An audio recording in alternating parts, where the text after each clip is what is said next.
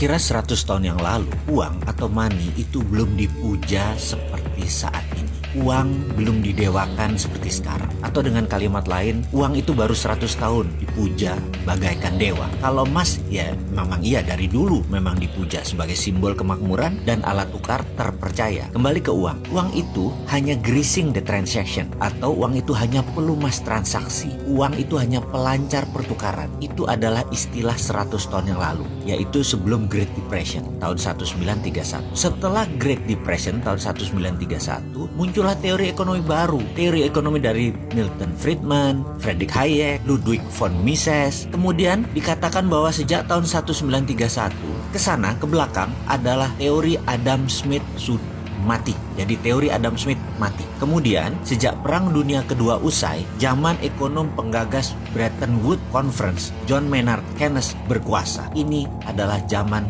Keynesian. Dalam zaman Keynesian, kata inflasi dan central bank adalah kuncinya. Uang menjadi harta sejajar emas. Walau faktanya pada kertas tertulis angka 50.000 dan lembaran 100.000, nilai kertasnya sama, nilai intrinsiknya sama. Tapi kok beda ya untuk ditransaksikannya? Itulah arti uang sekarang. Memiliki uang menjadi Tuhan tersendiri. Uang menjadi dipuja, uang bahkan disembah. Namun ada fakta baru. Di tahun 2008 ketika subprime mortgage terjadi, hancurlah bank, hancurlah raja uang, mitranya Federal Reserve. Maka dengan lantang kita seharusnya berani mengatakan Keynesian is dead, atau Keynesian sudah mati. Teori Keynesian usang.